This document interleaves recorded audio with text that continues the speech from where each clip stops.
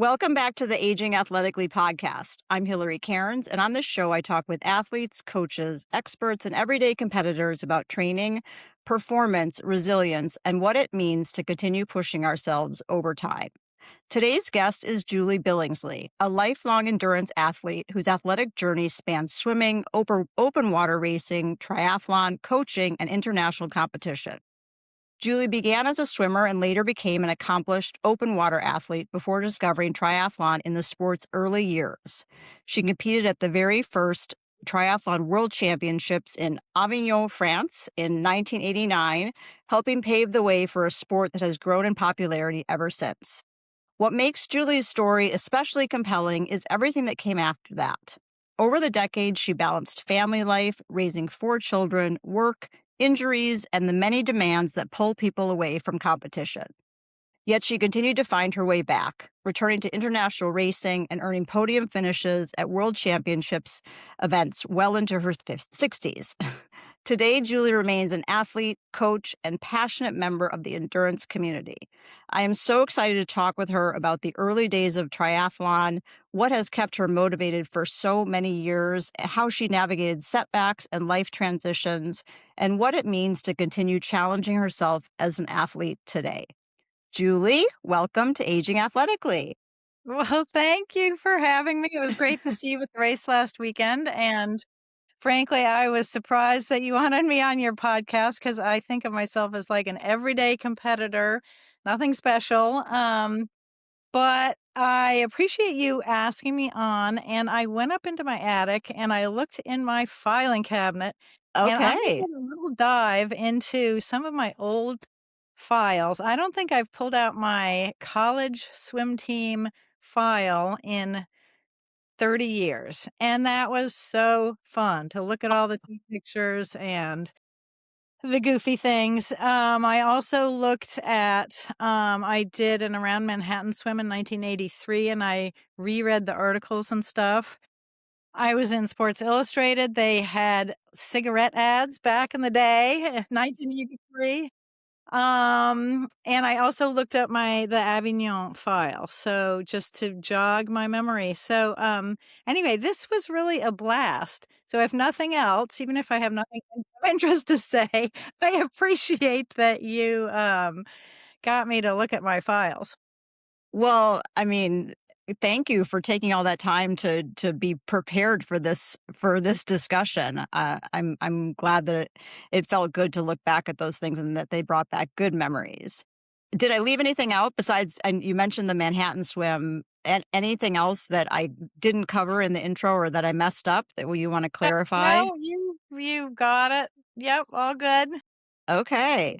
So, can you back up a bit and tell us just about how you got into swimming and then ultimately triathlon? Just what is the history?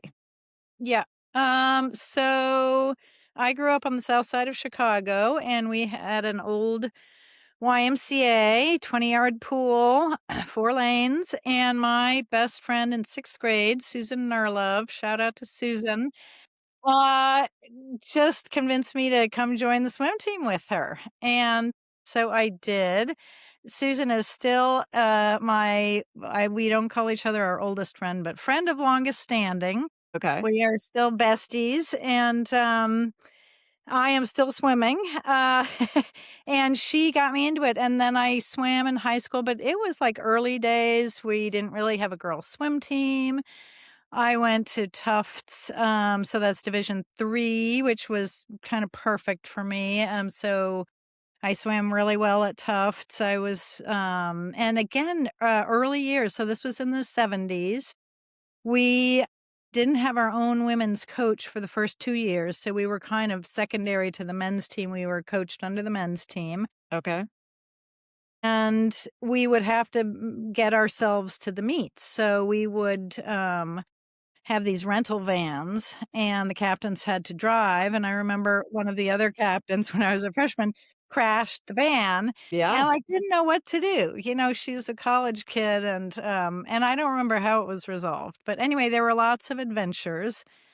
In those days, we were also not allowed to use the weight room in the gym, Wow. and we had to go take a bus, to a different part of town where we all had a membership to a fitness center where we did our collegiate weight training. So things have really changed. In my junior and senior year, we had our own coach and things sort of got more regularized. And then after I graduated, I kind of spent about 3 years, here, there, and everywhere around the world. And I did some coaching when I was home. And I just decided to get into some long distance swimming. I did this distance swim around Manhattan. It was a race then. Now the swims around Manhattan, you do them individually. They are solo swims. They're not a race. But for many years, there was a race, and I did the second annual. And when I finished, so I was the first woman across the finish line. And when I finished, a guy came up to me and said, I would like to give you a free entry to this race. It's called a triathlon. And he explained it to me. And I was like, oh. And I thought to myself, well, I don't have a bike and this race is in about 2 weeks and I'm not ready. But he put the idea in my head. Okay. So, shortly after that, I bought a bike, I started training. 1985, I did my first race. And after that, I was totally hooked because, as it turns out, I was a much better triathlete than I was a swimmer or a biker or a runner. Okay. And, I was a very serviceable swimmer and I'm a good runner, but, I was not like a competitive at the highest levels. But when I put it together in one package, I was just much better. Okay. What was your sport? What was your event in swimming in the I pool? did the 500, which was, at Tufts, which Okay. was the longest event, in a dual meet. Okay. And had you run as well? I mean, you said you were a good runner, but I mean, what I was had a good you? runner. No, I just ran, like around Mystic Lake and or here and Okay. there, did some 10Ks and stuff. Yeah, I was pretty fast, but, had I trained, I think I could have been a good runner, but, then, well, here's the rub. When I was a senior at Tufts, I broke my ankle. I was playing rugby, so I played club rugby. We were up at Dartmouth and playing against Dartmouth, and a woman also named Julie broke my leg for me. Oh, And this was in 1979, so before MRIs were they had just been invented, but there weren't like the scanners didn't exist. So if they had looked inside my ankle, they would have done things differently. I think they would have put plates and pins in, but they did a closed reduction, closed it all up. And I basically ran with a bit of pain, like, for the next, 25 years or so, and then I was always getting new orthotics and stuff, but, I was running well enough, and then later it kinda came back to haunt me, and then I had to have a bunch of ankle surgeries to get it all fixed, but that sort of comes later in the story. okay. And then, all right. So we'll get into all the other phases um of your athletic journey, but really appreciate kind of understanding the start of it. Can you talk about the 1989 race, the Triathlon World Championship that you did in France? Yeah, it was so fantastic. Nobody had any idea of, like, what was going on. So, first of all, there was um they had to figure out how you qualify. So they set up 6 qualifying races and you had to do 3. And they were gonna take the top 3 people in each age group, to the World Championships. But if I did 3 races and somebody else did the other 3 races and we weren't head to head, then it wasn't quite a matchup. So, they ended up in my age group taking 6, and there were a grand total of 15 women in my age group competing, so from around the world. I was in the 30 to 34 age group. Um, but it was just thrilling. They had it was in Avignon in the south of France, so we swam under the Pont d'Avignon, the bridge, and it was a super long swim, which suited me. And it was a really hot day. And, then transition area was under this, in this plaza with a bunch of plane trees.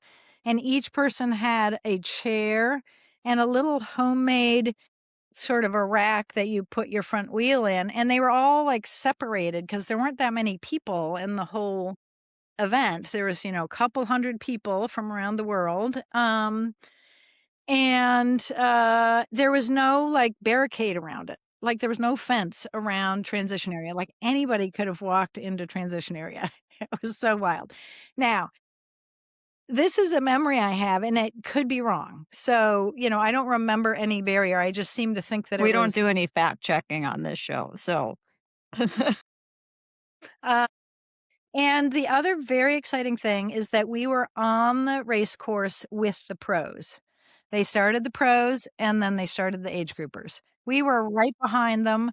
So when I was running, like I ran and we're doing an out and back and I see Aaron Baker and I see Jan Ripple and I mean it's just it was very thrilling. And then we had an awards ceremony at the Palais du Pape, the Pope's palace, and the pros were sitting on these little benches eating the pasta dinner just right next to us, and, it was a very different, atmosphere from now. So, super fun. I won a bronze medal. I was absolutely thrilled, and, yeah, that was great. And then after that, I took about 10 or 12 years off of triathlon to have 4 kids and start raising the kids, and I kind of thought that was the end of my triathlon career, so yeah, so for that long the gap period when you were having kids and all that, was were any portions of triathlon still a part of your life, or did you stop everything? yeah, I still swam. Okay. So, swimming is always what I have gone back to, and I didn't have time to do 3 disciplines, but, I did just the swimming. I started doing the bay swim every year and, local competitions and things, but, just kept the swimming up.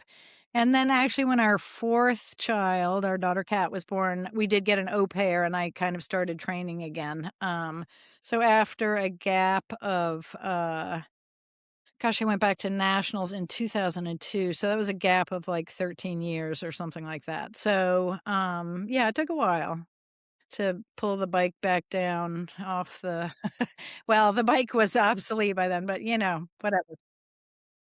Yeah, so when you came back, was your thinking, I just wanna give this a go for a little bit," or were you thinking, I'm kind of all back in"? Oh, I was just taking it race to race. I Okay. mean, I was lucky to get to a race. And it's funny because now I keep fairly meticulous records of, like, my race results and stuff. And pre-kids, I kept pretty good files. The kid years, what races did I do? I have no idea. Okay. So, there's a few races that I'm not sure of I'm doing this 50 state quest and, Yeah. like, New Hampshire. Did I do New Hampshire? I have a memory, but I can't find anything. So, anyway, yeah, it was very hodgepodgey in those kid years. Very hodgepodgey. Yeah, and it is hard to remember things too, and Yeah. when there's so much going on.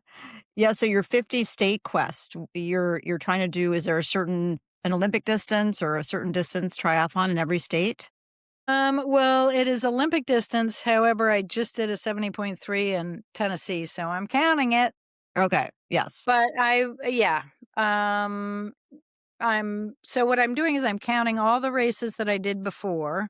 I started this about 3 or 4 years ago, and Okay, now I'm trying to add on to the list. So I started when I had about 20 under my belt, including DC because I did Nations Try back in the yeah, day. So now I am consciously picking new states to go to. So I'm gonna do Montana in July. But I only seem to be getting about 2 new states a year, so I'm gonna be doing this for a very long time because I think Montana will be number 27. okay, But next year, I think I'm gonna focus on the US and focus on the state quest. okay. So And is the quest about the triathlons? Is it about the travel? What's behind the quest? so I have a friend, named Judy Loftman who is very inspirational to me, and she has, fought several kinds of cancer, and she is on a 50-state quest of her own, and it is for the half marathon. And, so I got intrigued because I saw her posts, and she always was looking at the cultural, events and, places in each state that she was going to, and the foods, and, so she just did Fargo this weekend and posted and went to the rodeo and just posted these great pictures of the wood chipper and, it's just like great stuff. And because she, has fought and has been fighting cancer. She has done a lot of fundraising for, well, right now she's fundraising for St. Jude's, but she's done various fundraising over the years. And in her post, she always writes, "Every mile is a gift," which just like kind of makes me choke up because Yeah. it's the way I feel. Every mile is a gift. So I am emulating her in the 50 state quest. I'm not raising any money, but I'm trying to see all the states. I haven't been to all the states in this country, so that's going to be fun. And um, it is also really fun because there is no pressure on myself except to finish. Okay. So last year in Minnesota, I got a flat tire. I was so calm. I was like, oh, all I have to do is change the flat, get back on and finish. Like, I don't care what my place is. And I was thinking I wasn't going to be able to change the flat. And I did have struggles with the flat. But anyway, and I thought, oh no, I have to come back to Minnesota. But I got a new tire. The mechanic ended up having to help me because, well, long story, but I won't go into it. Anyway, Yes. so it's like a very low pressure way to see some wonderful parts of the country. Yeah. And are there triathlons in every state? No. Okay. So, right now there is not one in North Dakota. Okay. So that state championship list that USAT puts out, North and South Dakota have one championship, and it's in South Dakota. Okay. So, I'm gonna keep that one till the end and see what happens. Yeah, in I mean, if it's gonna take you another 10 years, in 10 years, Yeah, there's maybe North Dakota will come around to the sport. maybe so. Maybe Yeah. yeah. So we'll see. We'll see. So you've continued just competing for a long time. I know you said at the beginning you're nothing special or something, but you're actually really incredible. What has allowed you, do you think, to be so competitive for this long? Well, I think it is actually strength. Um what I notice is that as I'm getting older, some of my contemporaries are getting injured for a variety of reasons, and I have been blessedly injury free. And I think it is because I do a lot of strength work. I mean, I don't do more than the standard amount, but I do it consistently, I should say. And I think that stands me in really good stead. I also think that I am very consistent. So I don't, go wild with workouts and I don't skip workouts except if there's an occasion or something. But, I'm just steady as she goes. And so I think that is a reason why I am doing well at this age. I also think that the older I get, the more the triathlon is a strength event rather than a speed event. Okay. When I was young, when I started racing in my 20s, like I would go really fast and I was trashed by the end of a triathlon because I was just going all out. My body doesn't let me do that anymore. So I finish a triathlon and I still feel kind of good. Like it's not like I could keep going, but I'm not like just completely obliterated like the old days. And so part of that is just being strong and yeah, I am making up for loss of speed by being strong, I think. I don't Yeah. know. You said you do strength training consistently. Is that new or has that been your whole career that you've done strength training? Well, I mean, back in college, we were taking the bus down the road to that strength gym we had to Right. get a separate membership to because we weren't allowed in the men's gym. But I didn't really do it, consistently when I was, mid-career triathlon or whatever, but I would say in the last 10 to 15 years, very consistently. Okay. And what kind of strength work is it? Is it full body? Do you focus on upper, lower? What's it like?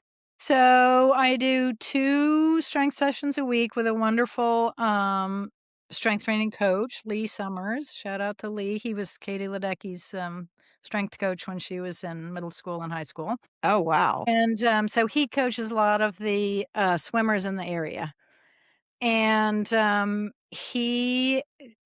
So we're a small group of triathletes and swimmers, and all of us in our 50s, 60s, some 70, a 70-year-old. And we tend to do very same format for the hour.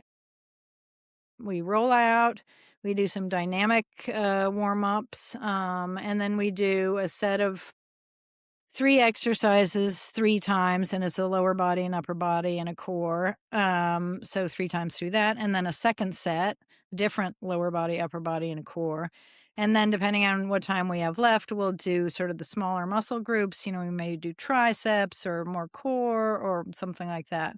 And then we stretch. So it is a very familiar pattern to us. If I have to go to a gym in a foreign country or something, I know what to do. Okay.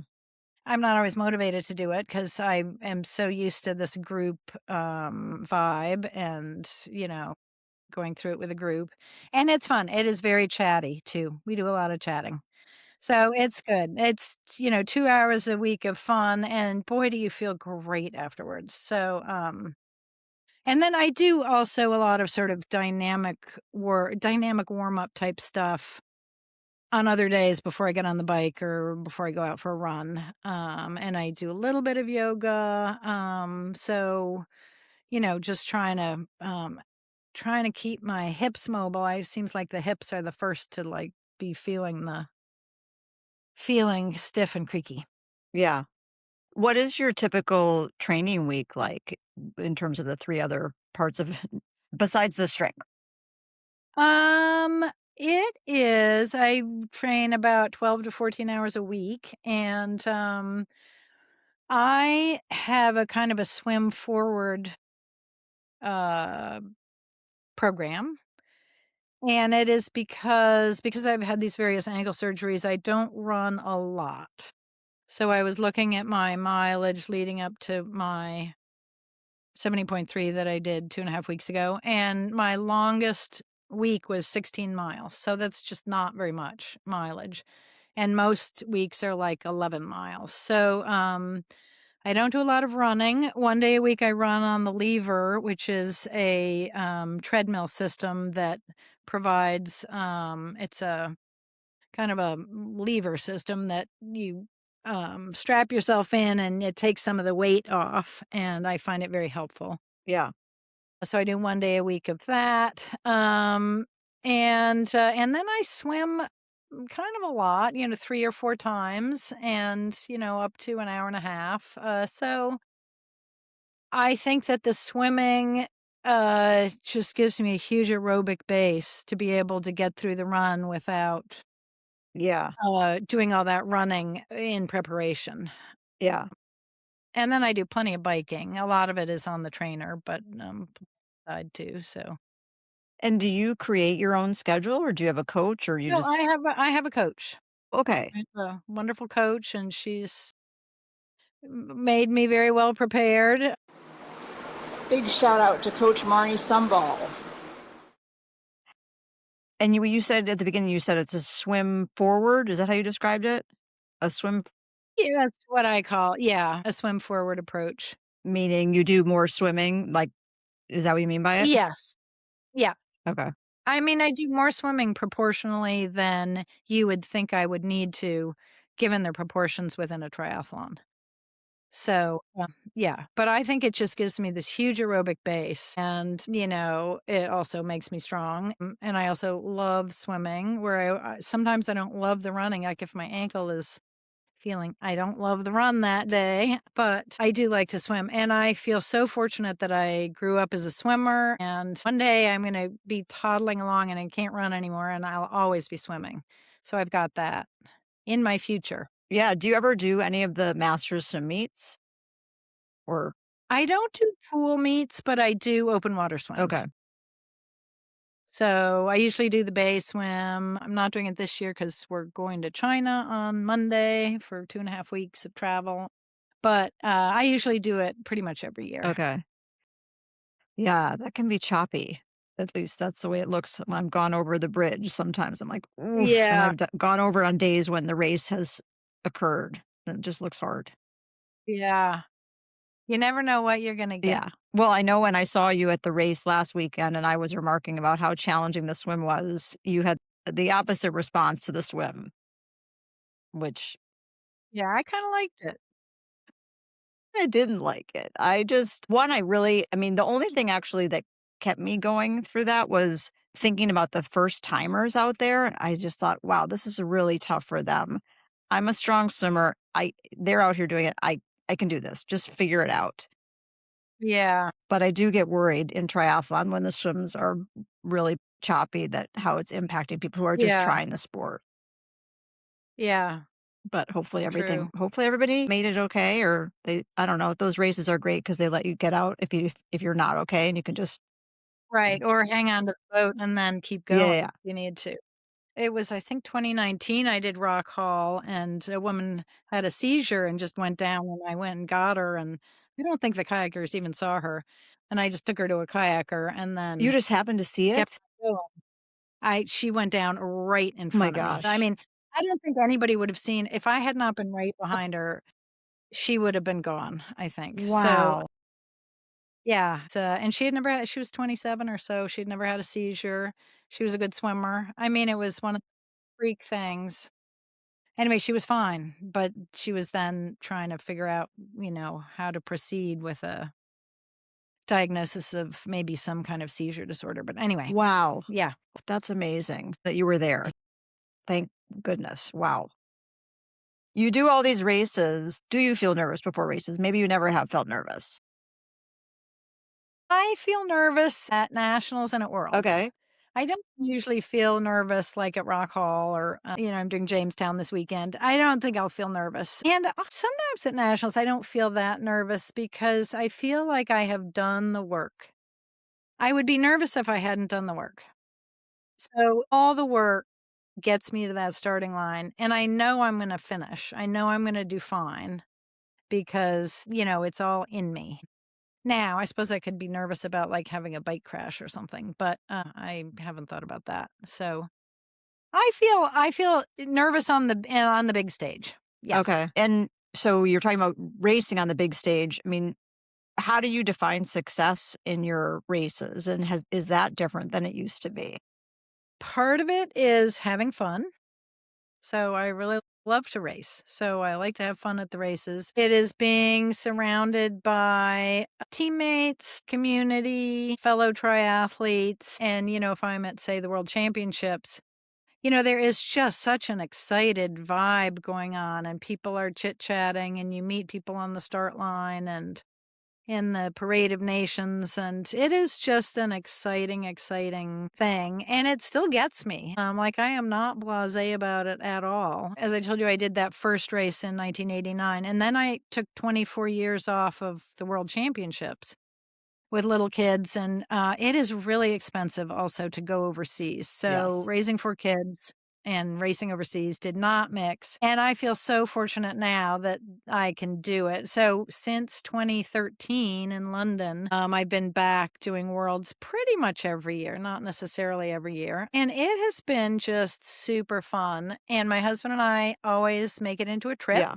And he is my biggest fan and helper and Sherpa and everything, or at least he says he's not bored by it. So he likes to watch Worlds, and he is very keen. And We have a great time. So last year, Worlds were in Australia, and then we went to Western Australia for 10 days afterwards and explored up and down the West Coast. And it was just really fun. So it's the combined travel, the excitement, the vibes, everything is just really fun. And for Worlds, is this the Olympic distance race or 70.3? So I've always done just the Olympic distance. Okay. I shouldn't say Not just. You yes. have to be fast. Yes. The Olympic distance. Yes. But I just qualified for Nice 70.3 Worlds in Chattanooga, and I'm gonna go for the first time. Okay. So, I think I actually am gonna be nervous for that because it has a lot of climbing on the bike, and it's not my strong Okay. suit. I am much more of a power, give me a flat and a wattage and just tuck me up and let me go, but I am not good at dancing up the hills, so we'll see how it goes. Are you good at the downhills? Because there are a lot of downhills there too. No. Okay. You're not like a fearless I'm just a very fearful rider.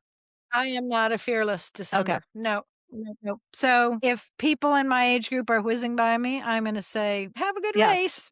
Well, and I'll see you on the run. I think you can say that. Yeah, Yeah. exactly. Exactly. All So, right. Well, yeah. let's talk a little bit about the other aspects of the sport, which is that you're a coach. Can you talk about how coaching has I mean, tell us about your coaching. What does it mean to you? What is your coaching like? So I have a very small handful of athletes I coach, and I have found it so fun and rewarding to coach. My goals are to make the workouts appropriate but interesting and also fun and varied. I don't want them to look at a week and say, "Oh my god, this is Yeah. boring." And that's hard. It's hard, and I also want it to be individualized. So, I don't have any great template that I use that I give, the same workouts. It's all what the athlete needs at the time and what they're preparing for. And, I am still writing bike workouts like from the ground up, from scratch, because I don't want to just sometimes I pluck the old workouts, you can't reinvent the wheel, all the time, but sometimes I'm just writing bike workouts. So it's very fun, it's very rewarding, and the athletes always do well, and that is really exciting to see. The other thing that's really fun is that I'm on DC Tri, which is a wonderful team, and I work with the NTPers, the new triathlete program people, and I usually work mostly with the swimming. So I give a series of clinics, and I find it so gratifying when somebody says to me, "You told me X, and I did it in practice, and it really works." In fact, it happened at Rock Hall. Guy racked right, tall Will racked right across from me, said, "You told me you recommended that I breathe." Well, I said this to everybody, just to one side, breathe every stroke cycle. And he said, "That really worked. I get more oxygen and I have much more of a rhythm, and it really worked." So, anyway, I like it when something clicks. It doesn't always click, but, when I say something and there's an aha moment, that's very meaningful. So that's super fun. I'm thinking you're interacting with younger athletes and older athletes, or is there a specific age range that you work with? Well, I mean, having a coach is expensive. So my individual triathletes are typically older. But I'm a volunteer coach for the Georgetown Triathlon Club. So a bunch of college kids. And they are a blast. So I meet with them twice a week in the pool. I just do their swim workouts, and they are so fun. Shout out to the Hoyas We got triathletes. lots of shout outs going. Yeah, they kinda keep me young. They're intensely interested in, like, my life, my races, what I'm doing, and I'm interested in their stuff and, where they're from, what are they doing over the summer, what are they gonna race, what's next, and it's super fun. Super, super fun. So, yeah. It sounds like community, the triathlon community is important to you and different aspects of it. Yes. People you meet at races. Is that part of what keeps you doing this? Very much so. I could not do this in a vacuum at all. First of all, I'd be very bored training. So I have my swim peeps. You guys Yep, know who you are. And I have my bike peeps, and there's some overlap. I usually run by myself, and I have my strength group. So there's a lot of overlap. And then I've got teammates and people I see at races and stuff. So it's just, such a social thing that I think it just keeps me going, and it's what makes it fun. for sure. Yeah, no, we've talked about this with other guests, just how important or not having a community around is motivating. I mean, personally, I think I feel similar to you. I've got these different groups, and if I didn't have the different groups, I don't think that I would be doing this. Yeah, me neither. I think we're probably similar. I'm gonna take a guess here and say that you're very reliable. Are you like a really reliable training partner?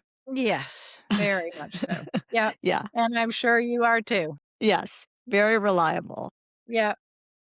So how about your family? How do they fit into your triathlon world? So it sounds like your husband is amazing partner. Do your kids think this is He fun? is a great fan, and my daughter, my 4th child, does some racing with me, so that is super fun. She did Chattanooga with me 2 weeks ago, and she raced with me when she was in high school, so we would go to some races, and she went to two of the world championships, Cozumel and Edmonton. And then she kinda backed away from it for a while when she went to college, but 2 years ago, she said, "Mom, let's do a 70.3."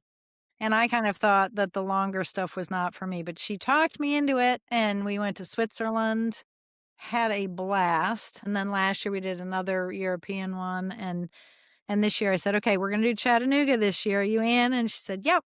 So, just it warms my heart to have my daughter racing with me, and I know you have this with Paige, so, it's very, very heartwarming. Then I also have 3 boys, and they are less interested, let's say. Okay. Like, "Nice, mom, good work." Yeah. I send a shot on the family channel, text channel, and they're like, "Good going, mom." But they don't, like, know where I'm going or keep up or anything. They just know I do it, I'm into it, which is fine. I don't wanna bore them, and it Yeah. would be boring to them. So, that's fine. But they're very supportive. Okay. Well, I think that that's how you and I first met actually was when both of our daughters were doing the youth triathlon Mhm. Yep, circuit yep. when many, many, many years Back ago. in the day. Yeah. Yours took a break and mine got hurt and still is not able to really Ooh, swim that as well that is anymore. such a Yeah. shame. Yeah. So jumping around a little bit, we haven't touched on your recovery. You mentioned that races don't knock you out in the same way, and maybe that's true for workouts as well, but has your recovery protocol changed over the years? Oh, yeah, I am much more intentional about it. I mean, I have to be because this old body doesn't recover the way it used to. So I try to take in protein afterwards and after I work out, and I try to roll out. I have lots of gadgets. I just bought a Normatec Go after seeing it in the expo at Chattanooga. I already have the long Normatec, but I mean, I'm always buying the gadgets and I Okay. try to use them. The Hyper Ice. I get a massage once a week, which, is sort of a frivolity, but sort of like I absolutely need. So, yeah, I try to sleep well, and it doesn't always happen, but, and I try to eat well. I try to eat, like, a lot because eating a lot helps with recovery. Okay. I also think it helps with my strength. I used to always think, "Oh, if I lost 5 pounds, I would be faster."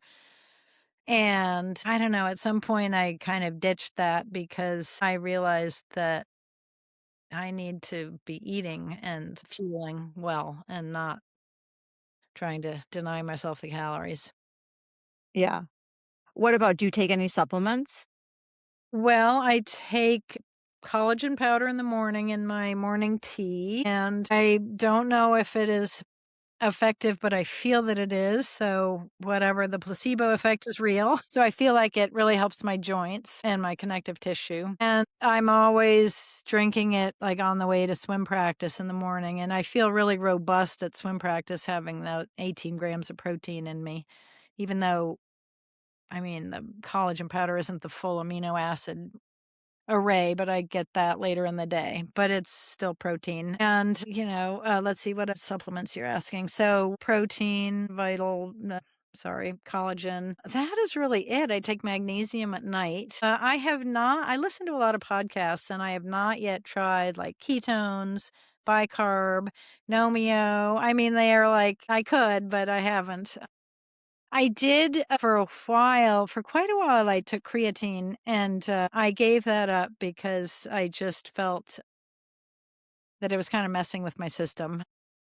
So Okay. I was very Yeah. bloated and I don't know if it had anything to do with it, but my thyroid numbers were going like this and my blood pressure went up. And I stopped creatine. It's probably not related. It's probably just one of those wonky things. Anyway, so I stopped. My blood pressure is now down to my low numbers, and my thyroid was normal 3 weeks ago when I had it tested. So whatever it is, I don't know, but I'm blaming it on creatine. So who knows? Okay. Well, it sounds like you're very healthy to have your blood pressure be low. That's Yeah, pretty great. yeah.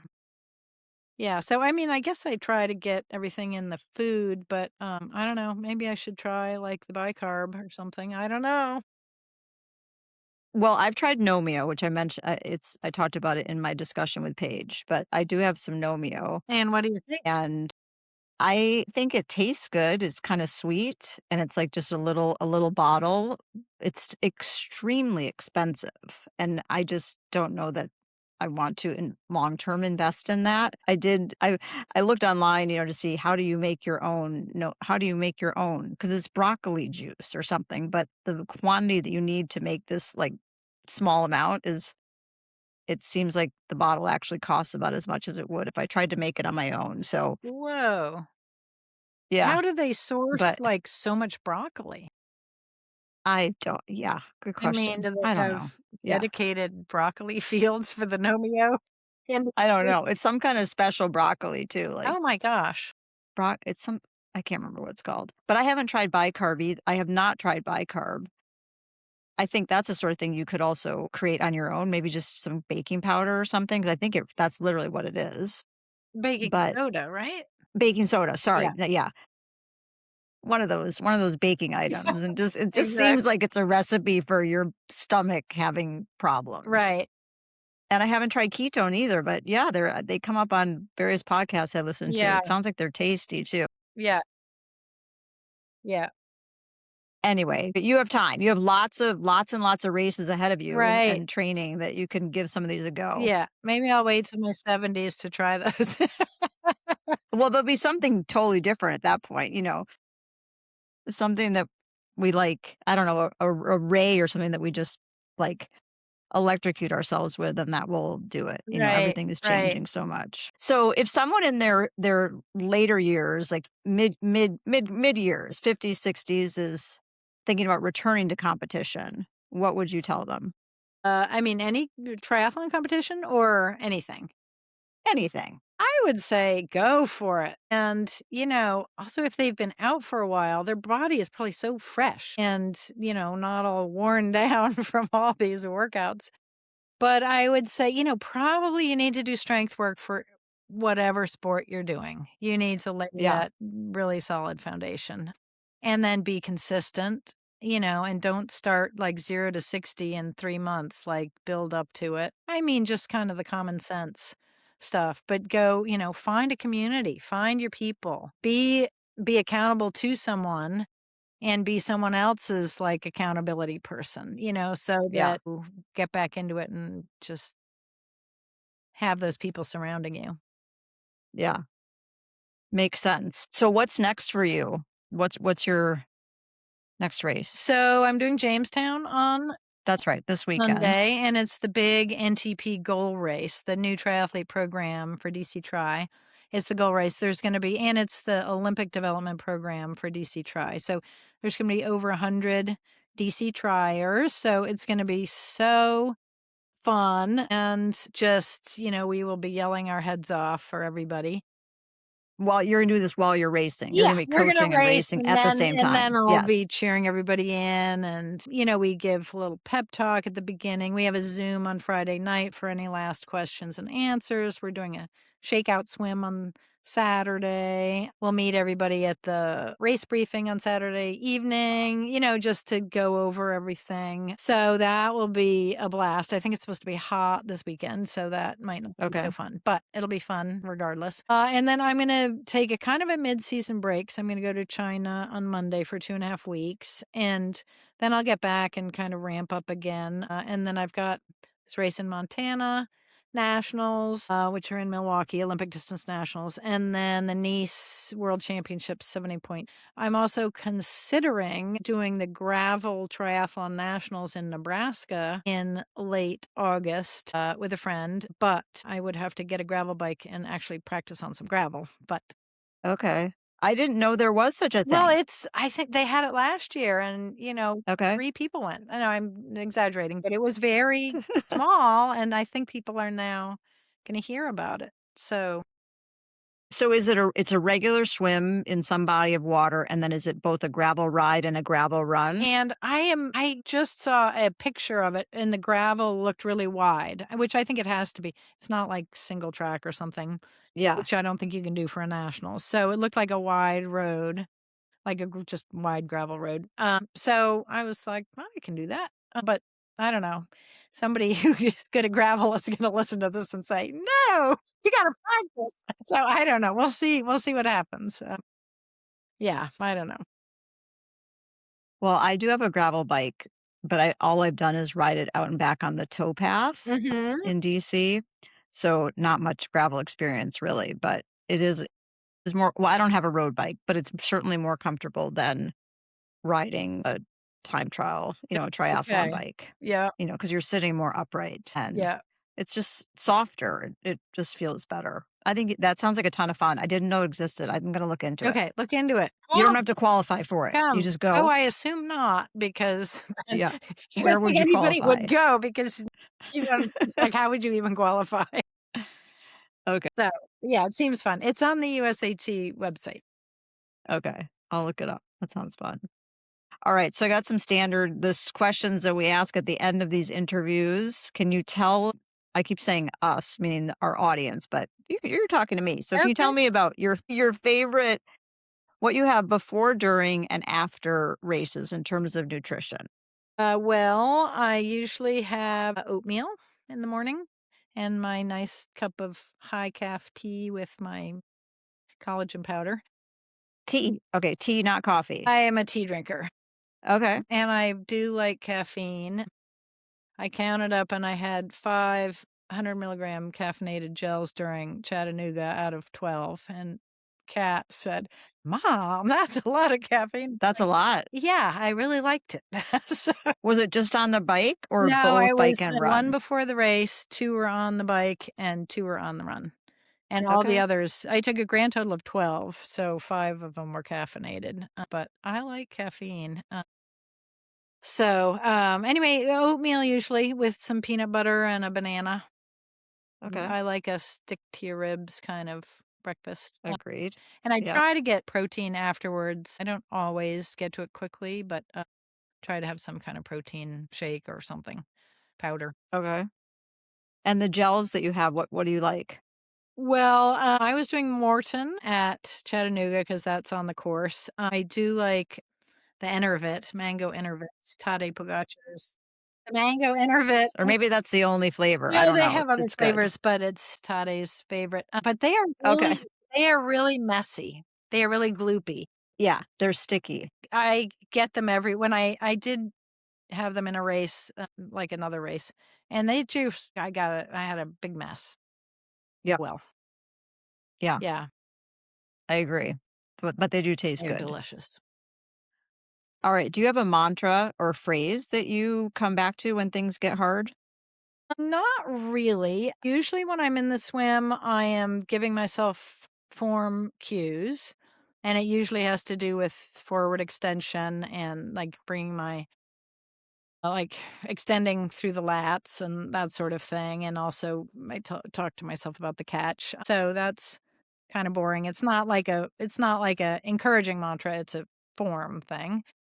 When I'm So important though. Yeah, I mean, that's so yeah, important in the swim. I mean, I've gotten like halfway through swims and thought, "Oh my god, what am I doing? I'm not even swimming normally. I'm yeah. You not kind breathing the of way I have to normally like do." keep reminding yourself. Yeah.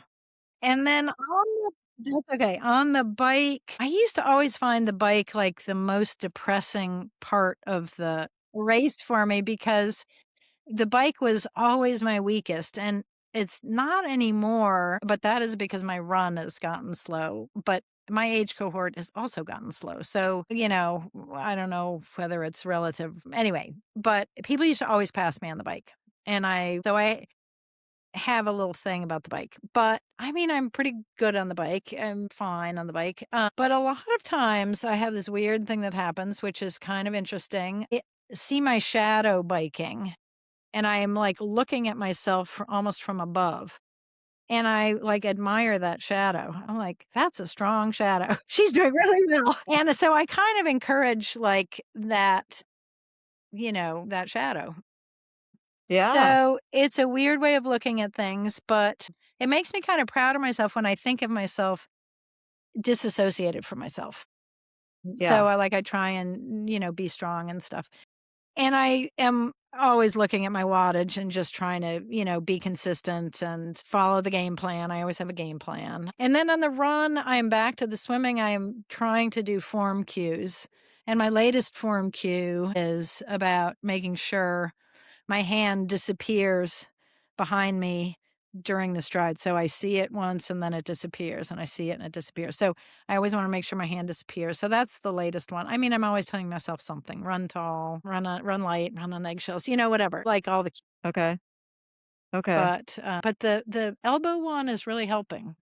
So it's mostly like telling myself what to do rather than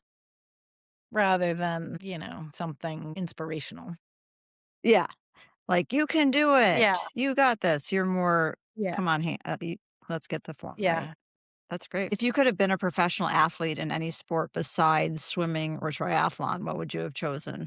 Ooh, well, I won't say pickleball, but it could be pickleball, but I don't have the ankle for pickleball. I mean, I do play some pickleball, but not very much. Probably like water polo. I'd have to move to Europe, but I played club water polo in college, and that was so fun. So, that's just a, crazy, great, raucous sport. Seems rough, It is like very, it is rugby very, in the water. yes, yes. I played these rough games. I know. I think we've spent too much time talking about these endurance things and not about these contact sports that you did. Yeah, well, they were fun while they lasted. Yeah. Obviously that would have been a younger me playing those, not a current me. So, Yeah. Yeah. All right. Do you have an athlete that you admire when it comes to longevity? well, so I mentioned my friend Judy Loftman, who's doing the 50 state quest for her half Yes. marathons. She is almost done, and she has kind of faced all these medical challenges, and she is just really inspirational because she is just at it, and she is not giving up. And when she goes in for these medical treatments, she's asking the nurse, "Okay, I need to get out and run." And they all are behind her, like, "Okay, you can do this, you can't do that, whatever." Anyway, she's just really inspirational. So she's inspiring. She's sort of a local inspiration. And, I think maybe some of these long distance super runners like Rachel Entrekin, who just won Cocodona 250, Yeah. amazing, Yeah. 250 miles in 56 hours, like with 3 5-minute naps. And she Yeah. was really positive, and she said she was running on vibes. I mean, yeah, just what was going on through her head was really interesting, Yeah. of which she told us like a teeny portion. But yeah. All right. Lastly, what's one habit that you swear by that's helping you age athletically? Well, I would just say being consistent, nothing flashy, just day in, day out, training staying healthy, being consistent. That's kind of a boring answer, but that It's not boring. I think it's the truth. yeah. Yeah, and I mean, do you ever not wanna get out and go to a workout, or are you pretty Rarely, but it happens, and I always say, "I really don't feel like doing this, but I'm gonna do it," and then my husband, Rob, bless his soul, says, "That's what makes you a great triathlete." He says it all the time, and I know he's gonna say it, and it gets me out. So sometimes I say, "I don't feel like it, but I'm gonna," just so I hear him say that, but it's very helpful to hear that. Yeah. Well, I really appreciate all your time, Julie, and I know you had fun doing the research or This just the was super recollections fun, yeah. getting ready for it, and I mean, I didn't know all these things about you. I had not done my research before reaching out to you to because and you were on my mind even before the before I saw you at the Rock Hall race. So it wasn't, just so you know, it wasn't a spur of the moment just because I saw you. I'm like, huh, here's this person. It had been on my mind. And I was glad to be able to ask you in person. But one thing that really strikes me from talking with you is just how positive you are and just the energy. I can feel energy from you and just the positive spirit that you have. I imagine that that carries over into all these people that you're coming in contact with, either as a coach or as a peer or as a parent, or it just the energy is really great. Oh, well, thank you. Thank Yeah, you. yeah, it's been Yeah, fun. well, honestly, I don't know how you would have done any research on me because I don't think there's anything out there to research, but Okay, well, you do like to downplay yourself too. So can we just? You are very inspirational, and you are an extremely impressive athlete. Period. well, thank you. Thank Yeah. you. So, and I just can't wait to keep seeing you at races for the next 20 or 30 years or more than that. Yep, we'll be there. Yes, Good. yes. Well, Thank you thank so you, much. Hillary. This was great. It was really fun. Thanks so much for being with us on Aging Athletically. If you like this episode, follow the show and share it with someone who's still out there getting after it or someone who might be inspired.